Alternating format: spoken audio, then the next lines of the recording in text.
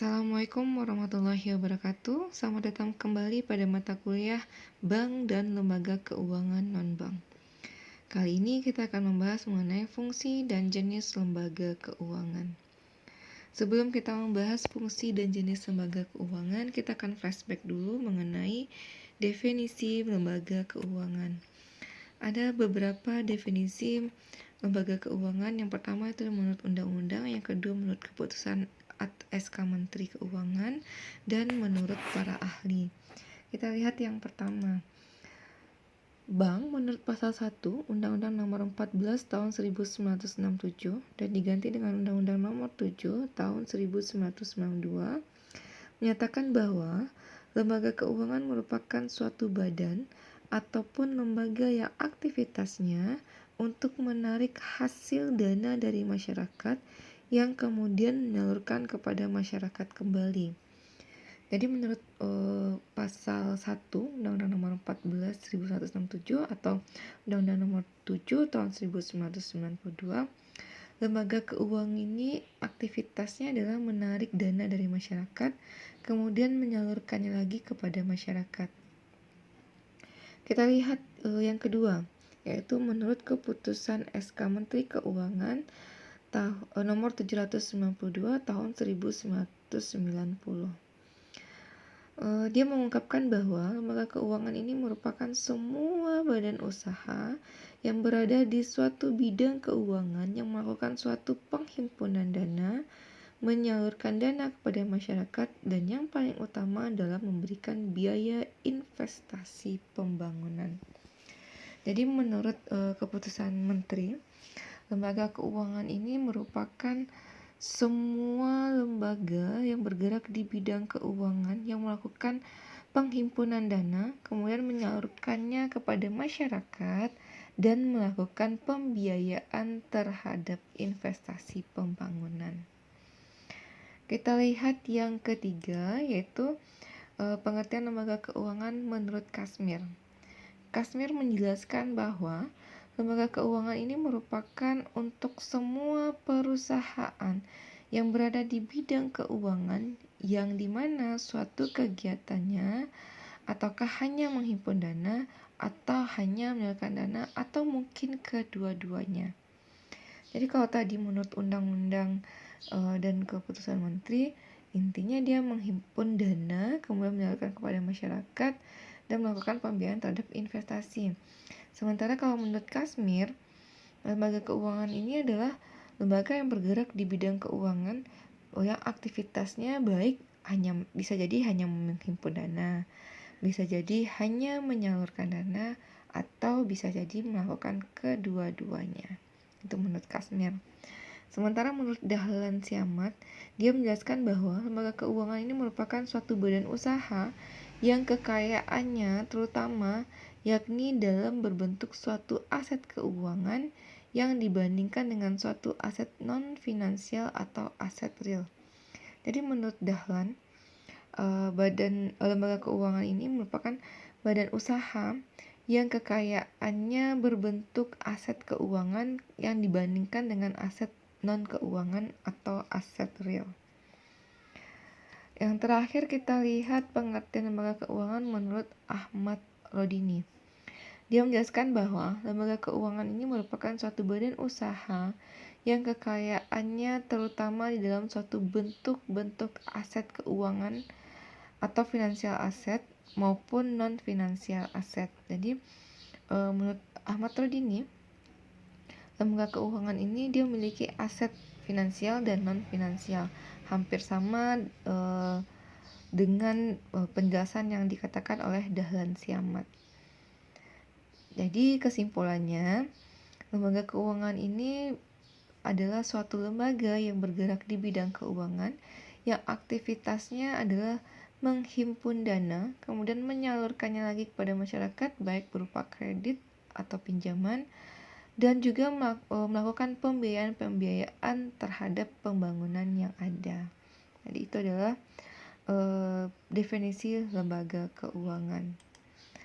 Sekarang kita lihat, apa sih peran lembaga keuangan ini? Peran lembaga keuangan itu ada 4.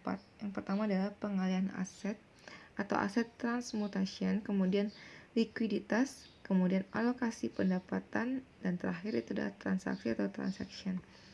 Nah, kita lihat dulu yang pertama. Untuk peran lembaga keuangan yang pertama itu adalah pengalihan aset. Pengalihan aset di sini dimaksudkan adalah lembaga keuangan ini tugasnya hanya melakukan pengalihan atau melakukan pemindahan kewajiban peminjaman menjadi suatu aset dengan suatu jangka waktu jatuh tempo sesuai keinginan si nasabahnya. Nah, proses pengalihan kewajiban dari suatu aset disebut transmutasi kekayaan atau aset transmutation. Dicontohkan seperti ini. Kan peran lembaga keuangan yang pertama itu adalah pengalihan aset. Contohnya, ketika kita melakukan kredit terhadap bank, kita menjaminkan aset kita pada bank tersebut. Kita alihkan aset kita ke bank, kemudian kita dapatlah uang, kemudian kita sepakati jatuh temponya ini sesuai keinginan atau sesuai prosedur yang ada di bank. Ya, jadi di sini terjadilah proses pengalihan kewajiban menjadi suatu aset. Ya, kita punya kewajiban, tapi kita mengagunkan suatu aset. Jadi di sini kita alihkan aset kita. Inilah peran lembaga keuangan yang pertama. Yang kedua itu adalah perannya ada likuiditas atau liquidity. Kalau likuiditas ini dia berkaitan dengan kemampuan untuk memperoleh uang tunai pada saat dibutuhkan. Nah, beberapa sekuritas sekunder dibeli sektor usaha dan rumah tangga terutama dimaksudkan untuk tujuan likuiditas. Sekuritas sekunder seperti tabungan, deposito, sertifikat deposito yang terbitkan bank umum memberikan tingkat keamanan dan likuiditas yang tinggi di samping tambahan pendapatan. Tapi peran yang kedua itu adalah likuiditas. Likuiditas itu berkaitan dengan kemampuan untuk memperoleh uang tunai. Bagaimana kemampuan kita nantinya akan memperoleh bukan cashback ya, akan memperoleh uang. Caranya itu adalah dengan cara membeli sektor usaha. Sektor usaha di sini seperti sekuritas. Sekuritasnya itu berupa tabungan, deposito. Nah, kenapa dikatakan tabungan deposito? Kita menabung, itu ada bunganya. Kita melakukan membuat deposito, itu juga ada bunganya.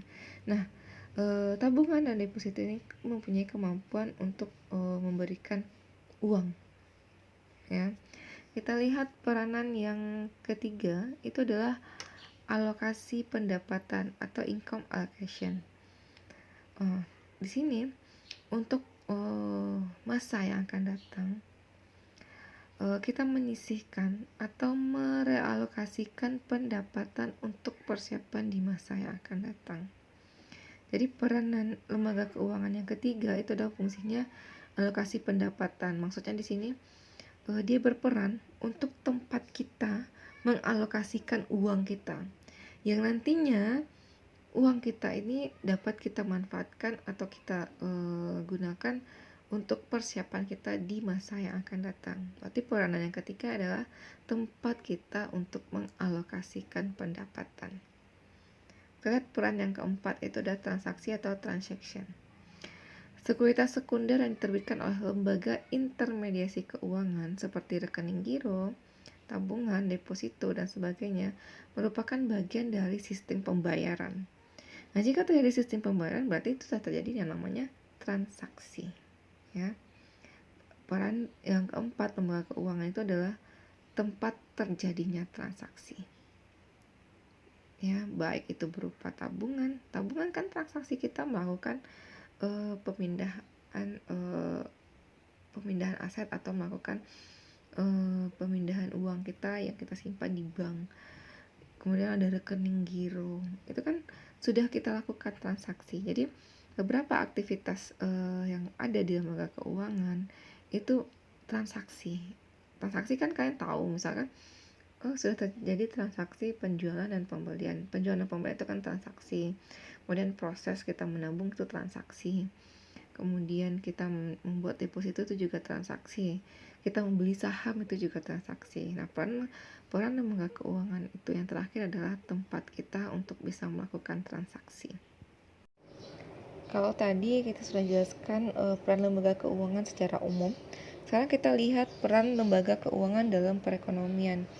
Yang pertama itu adalah peran lembaga keuangan dalam mekanisme pembayaran antar pelaku ekonomi sebagai akibat transaksi yang dilakukan.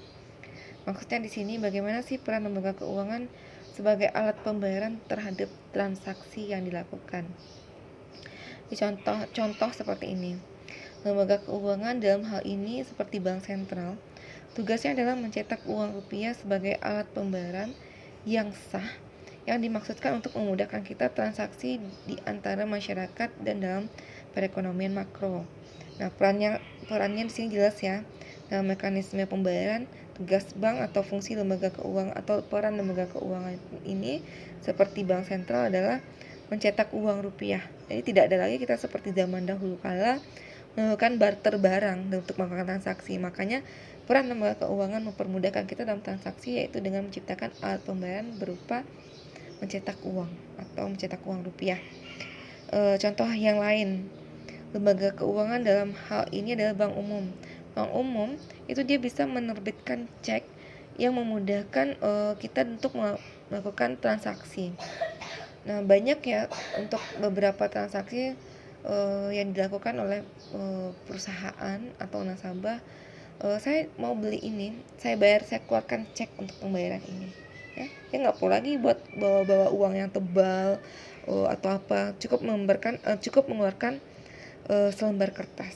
Contoh yang lainnya sekarang adalah e-money. Contohnya lembaga keuangan ini menciptakan fasilitas yang tanpa kita harus membawa kartu, tanpa kita harus membawa uang dengan jumlah banyak, cukup kita scan barcode atau kita cukup masukkan kode segala macam, selesailah kita melakukan pembayaran. Jadi fungsi atau peran yang pertama lembaga keuangan di sini adalah dalam hal mekanisme pembayaran atau alat pembayarannya. Kita lihat yang kedua, yaitu adalah memberikan fasilitas mengenai aliran dana dari pihak yang kelebihan dana ke pihak yang membutuhkan dana. Maksudnya di sini lembaga keuangan dapat bertindak sebagai broker, pialang atau dealer dalam berbagai aktiva yang berperan untuk meningkatkan efisiensi di antara kedua pihak. Nah, fungsinya di sini perannya di sini lembaga keuangan itu perannya tidak hanya bagi si yang punya dana, tetapi juga orang yang membutuhkan dana. Maka lembaga keuangan ini bertindak sebagai broker, pialang ataupun dealer. Contoh lainnya, lembaga keuangan itu membantu menyalurkan dana dari sektor rumah tangga kepada peminjam yang tak terbatas dan tak dikenal oleh pemilik dana dengan biaya transaksi dan biaya informasi yang relatif lebih rendah dibandingkan apabila peminjam harus mencari dan melakukan transaksi secara langsung. Jadi peran dalam hal fasilitas pengaliran dana, si lembaga keuangan ini membantu masyarakat untuk menyalurkan dananya, kemudian membantu juga untuk memberikan informasi ataupun memberikan pinjaman terhadap pihak yang akan melakukan pinjaman. Kita lihat peran yang ketiga itu adalah dalam mengurangi kemungkinan resiko yang ditanggung pemilik dana atau penabung. Nah, sudah jelas ya, lembaga keuangan ini akan memberikan rasa aman, rasa nyaman. Jadi di sini lembaga keuangan ini di sini memberikan kita keamanan. Maksudnya begini, seseorang atau masyarakat yang mempunyai dana atau pemilik dana, ketika dia sudah menyimpan uangnya di lembaga keuangan, maka risiko uangnya tidak kembali, uangnya hilang, uangnya berkurang, uangnya dimakan rayap atau apapun itu akan berkurang karena ada strategi yang dilakukan dalam lembaga keuangan. Contoh, kita melakukan aktivitas menabung. Kita tidak takut kalau uang kita itu tidak bisa ditarik karena lembaga keuangan ini dijamin secara hukum. Jadi ada rasa aman, ada rasa nyaman. Tidak ada juga kita rasa ketakutan seperti wah nanti saya taruh atau saya lakukan deposito di sini nanti begini-begini saya tidak bisa menarik ketika saya membutuhkan. Tidak ada, karena lembaga keuangan ini sudah memiliki strategi, sudah memiliki kekuatan hukum dan sudah memiliki peraturan-peraturan yang dibuat oleh pemerintah sehingga membuat kita sebagai orang yang memiliki dana merasa aman dan nyaman dalam menyalurkan dana kita. Jadi, tidak ada lagi kita merasa akan ada kemungkinan resiko ini dan itu. Itulah peran lembaga keuangan. Nah, selanjutnya baru kita bahas soalnya peran lembaga keuangan ini hampir sama ya dengan fungsi lembaga keuangan. Kita lihat untuk fungsi lembaga keuangan ini ada 7. Yang pertama, berfungsi sebagai tempat penyimpanan kekayaan. Yang kedua, sebagai fungsi pembayaran. Yang ketiga, memberikan sebuah jaminan. Yang keempat, memberikan pengetahuan dan informasi. Yang kelima, sebagai transmutasi kekayaan. Yang keenam, berfungsi sebagai pembiayaan. Yang terakhir adalah fungsi likuiditas. Kita lihat fungsi yang pertama. Fungsi yang pertama itu adalah sebagai tempat penyimpanan kekayaan. Sudah jelas ya. Fungsi ini adalah di mana kita akan menyimpan kekayaan dalam lembaga khusus keuangan dengan cara menahan nilai aset yang telah dimiliki. Nantinya nilai aset yang kita miliki ini berasal dari pendapatan yang diperoleh dari hasil kerja yang kita lakukan. Namun hanya sebagian pendapatan yang diperoleh saja yang bisa dijadikan sebagai penyimpanan kekayaan. Maksudnya di sini adalah fungsi lembaga keuangan ini tempat penyimpanan kekayaan. Nah, tempat penyimpanan kekayaan ini maksudnya tidak semua kekayaan kita simpan di lembaga keuangan.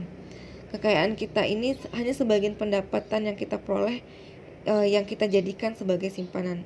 Seperti contoh seperti ini. Kita bekerja. Kita memiliki pendapatan, misalnya anggaplah pendapatan kita 10 juta. Nah, 10 juta ini tidak kita simpan di lembaga keuangan sebagai kekayaan keseluruhannya, tapi setelah kita saving beberapa dari jumlah yang kita miliki. Nah, itulah fungsi lembaga keuangan yang pertama. Fungsinya adalah tempat kita untuk menyimpan kekayaan. Fungsi yang kedua itu adalah sebagai fungsi pembayaran. Nah, lembaga khusus keuangan itu memiliki fungsi pembayaran dengan menyediakan berbagai fitur-fitur sesuai dengan kebutuhan. Adapun mekanisme yang disediakan seperti mekanisme atas transaksi untuk barang dan jasa. Selain itu ada juga mekanisme transaksi melalui cek, kartu kredit, giro, juga bulet, sehingga nasabah merasa nyaman untuk memutar dana yang dimiliki. Ini juga sudah saya contohkan tadi terhadap ketika kita membahas peran lembaga keuangan. Yang ketiga itu adalah memberikan sebuah jaminan. Jaminan yang diberikan itu berupa kepercayaan, berupa rasa aman dan rasa nyaman. Karena jaminan yang dimaksud itu adalah jaminan dalam bidang hukum dan moral yang berkaitan dengan keamanan dana masyarakat, sehingga dana tersebut bisa tersimpan dengan baik dan bisa diambil kapanpun dana itu dibutuhkan untuk berbagai keperluan. Jadi lembaga keuangan ini akan fungsinya memberikan sebuah jaminan. Sebuah jaminannya itu adalah rasa aman, rasa nyaman, dan kepercayaan terhadap uang yang mereka miliki. Ya, tidak ada lagi merasa was-was terhadap resiko terhadap dana atau uang yang sudah mereka investasikan. Berikutnya berfungsi sebagai pengetahuan dan informasi. Nah, lembaga keuangan ini tidak hanya berfungsi sebagai tempat terjadinya transaksi saja, tapi fungsi lainnya itu adalah menjalankan tugasnya sebagai salah satu pihak yang memiliki keahlian dalam sebuah analisis ekonomi. Selain ekonomi juga bisa menganalisa kredit yang akan digunakan untuk kepentingan sendiri maupun nasabah.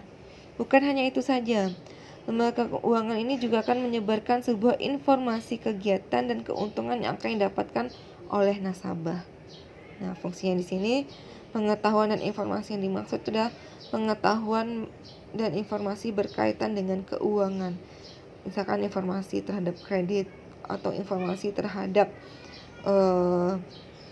peraturan perkreditan, atau informasi atau pengetahuan terhadap mekanisme melakukan investasi, dan masih banyak contoh-contoh pengetahuan atau informasi yang diberikan oleh lembaga keuangan.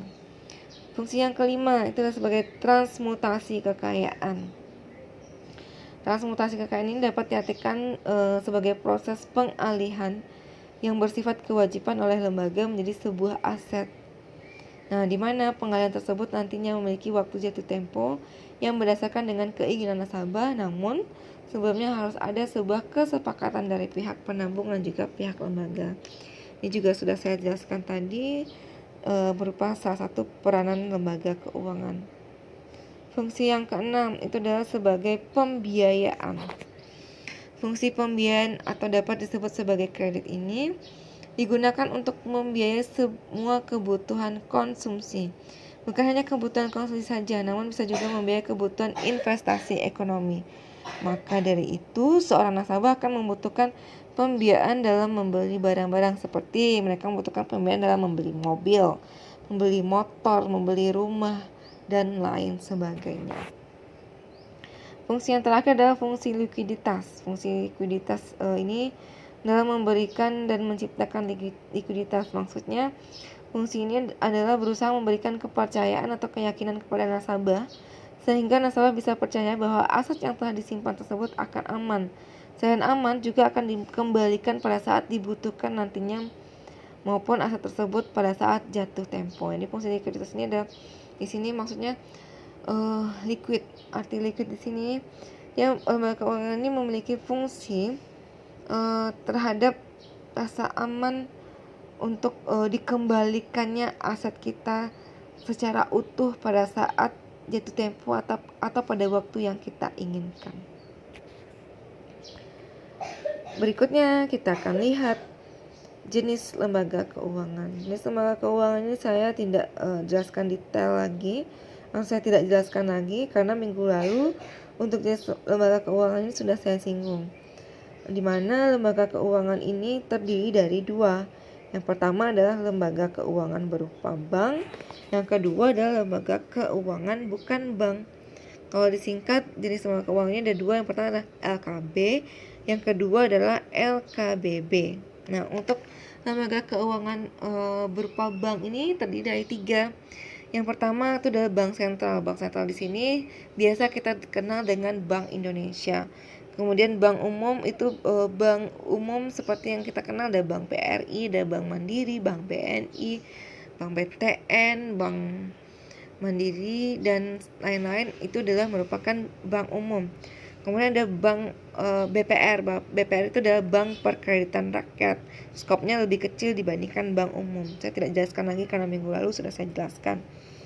Jenis lembaga keuangan kedua adalah lembaga keuangan bukan bank. Terdiri dari pasar modal, pasar uang, koperasi simpan pinjam, pegadaian, leasing, asuransi, anjak piutang, modal ventura, dana pensiun, dan kartu plastik. Itu juga sudah saya jelaskan minggu lalu. Nah, berarti sudah selesai saya jelaskan mengenai fungsi dan jenis lembaga keuangan. Saya harapkan kalian semua dapat lebih memahami lagi mengenai lembaga keuangan. Jadi tidak ada lagi di pikirannya itu lembaga keuangan itu hanya bank. Padahal lembaga keuangan itu banyak, tidak hanya bank. Lembaga keuangan itu ada dua, lembaga keuangan berupa bank dan lembaga keuangan bukan bank. Karena bagi orang awam berpikir lembaga keuangan itu hanya bank, padahal banyak lembaga keuangan. Lembaga keuangan itu ada berupa bank dan bukan bank. Yang bukan bank ini banyak sekali di contohnya, ada pasar modal, pasar uang, pegadaian, dana pensiun, asuransi, koperasi, kartu plastik.